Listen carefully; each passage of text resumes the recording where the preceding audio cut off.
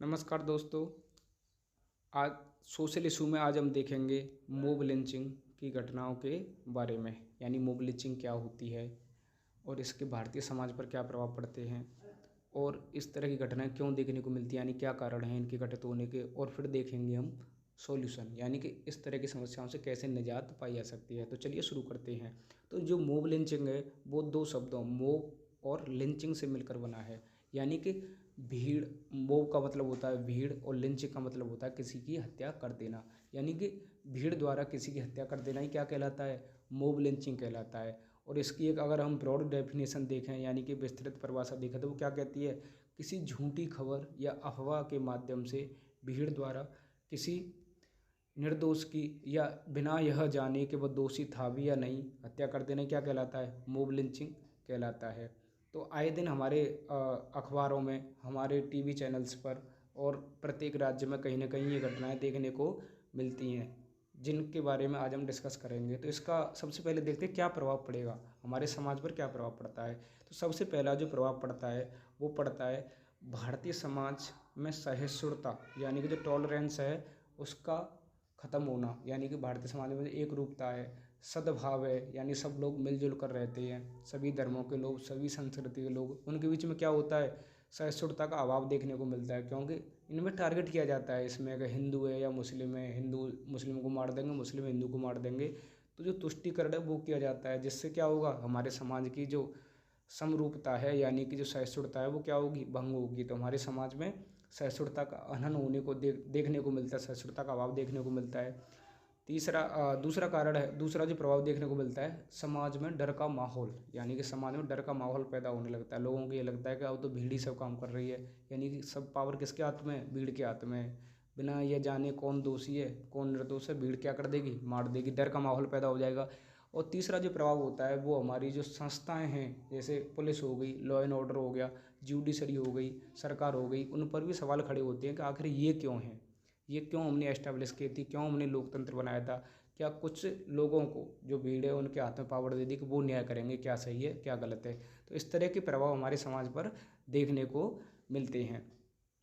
तो कारण क्या हो सकते हैं मॉब लिंचिंग की घटनाओं के। तो मॉब लिंचिंग की घटनाओं के कारण जो बताए जाते हैं उनमें कई कारण होते हैं, जिनमें से कुछ प्रमुख कारण हैं भारतीय समाज में जागरूकता की कमी होना। यानी कि हमारे जो लोग हैं, हमारे यहाँ जो सोसाइटी है, उनमें जो लोग हैं वो इतनी अवेयर नहीं है कि झूठी खबरों और झूठी जो फेक न्यूज़ फैलाई जा रही हैं उनको चेक कर सकें।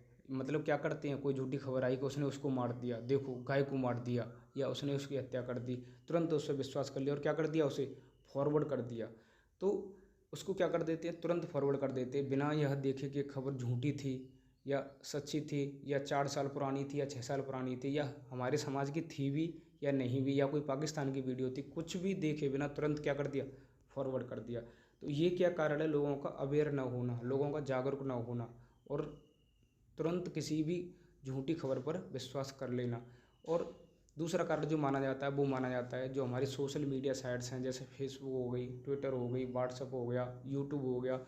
इन को जो चलाने वाले हैं, यानी कि जो फेसबुक पे आईडी है किसी की, व्हाट्सअप है या ट्विटर है या यूट्यूब पे किसी का चैनल है, उनकी रेस्पॉन्सिबिलिटी तय तय न होना, यानी कि उनकी जवाबदेहिता तय नहीं है कि अगर तुमने कुछ गलत कंटेंट डाला या कोई गलत खबर फैलाई तो तुम्हें सज़ा मिलेगी। जैसे कि अभी आपने रिसेंट एग्जांपल देखा होगा मनीष कश्यप का, जिसने तमिलनाडु में बिहार मजदूरों की पिटाई का झूठा वीडियो डाल दिया था, जिसकी वजह से क्या हुआ था, कितनी अफरा तफरी मच गई थी। वहाँ के जो प्रवासी मजदूर थे बिहार में, उनको कितनी समस्याओं का सामना करना पड़ा था। वो लोग वहाँ से छोड़ के अपने तमिलनाडु से छोड़ के बिहार आ रहे थे, जिस वजह से एक नेशनल इंटरनल सिक्योरिटी का इशू बन गया था। तो क्योंकि उनकी रेस्पॉन्सिबिलिटी तय नहीं है, क्योंकि वो बेधड़क हैं, उनको कुछ भी डालना है, कुछ भी करना है, अपनी मर्जी से करेंगे बिना ये चेक करे क्या सही है क्या गलत है। और लोग उनको फॉलोअर हैं 1 मिलियन 2 मिलियन और 10-10 मिलियन फॉलोअर हैं, और वो जानते हैं कि ये क्या है, इसने डाला हो तो सही डाला होगा। तो बिना इनकी रेस्पॉन्सिबिलिटी तय नहीं होना, ये भी एक कारण माना जाता है। तीसरा कारण जो माना जाता है वो माना जाता है किसी एंटी मॉब लिंचिंग लॉ का न होना। यानी हमारे जो देश है हमारा, उसमें कहीं भी कोई हमारी जो विधि विधि है उसमें कोई ऐसा कानून नहीं है उसमें ये हो कि अगर कोई मॉब लिंचिंग घटना होगी तो उसके लिए ये सज़ा मिलेगी, यानी कोई कानून ही नहीं है। पूरे राष्ट्र के स्तर पर कोई मॉब लिंचिंग के लिए कानून नहीं है। हालांकि कुछ राज्यों ने कानून बनाए हैं, जैसे राजस्थान है, वेस्ट बंगाल है, मणिपुर है, अपने राज्य के स्तर पर उन्होंने लागू करने की कोशिश की है। लेकिन जब तक राज्य का, देश का कोई प्रॉपर कानून नहीं होगा तब तक इस प्रकार की घटनाएं में कमी नहीं आ सकती है।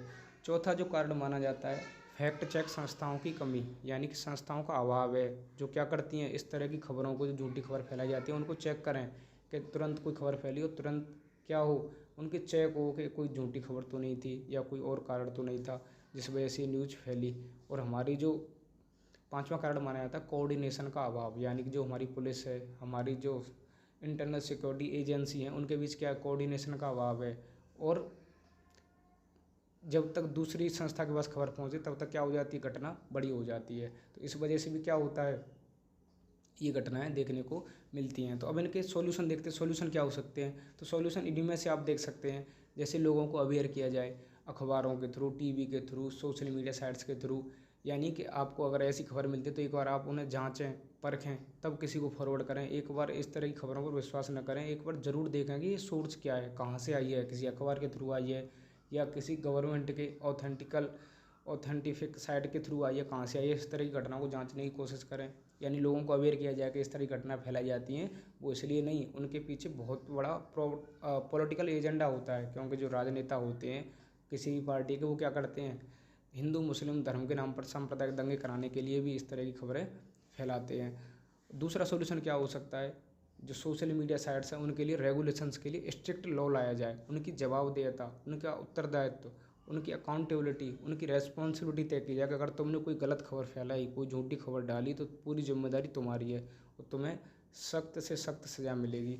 और तीसरा जो सॉल्यूशन हो सकता है वो ये हो सकता है, जो फैक्ट चेक संस्थाएं हैं, यानी कि जो फैक्ट चेक करती है कि झूठी खबर फैल रही थी वो सही है या गलत है, तुरंत चेक करती हैं, ऐसी संस्थाओं में फंडिंग की जाए, उनकी वृद्धि की जाए, उनको स्ट्रिक्ट बनाया जाए कि तुरंत कोई खबर फैले तो इससे फैले उससे पहले वो तुरंत चेक कर लें कि खबर झूठी है, तुरंत पूरी सोसाइटी में वो खबर फैलने लगे।